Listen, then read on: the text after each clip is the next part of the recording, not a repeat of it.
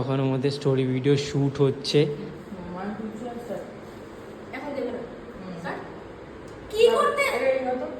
এগাবো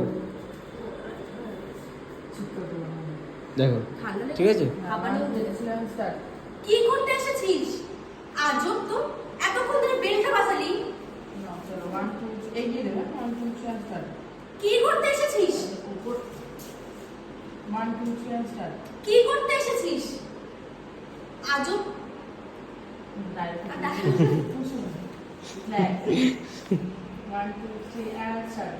কি করতে এসেছিস?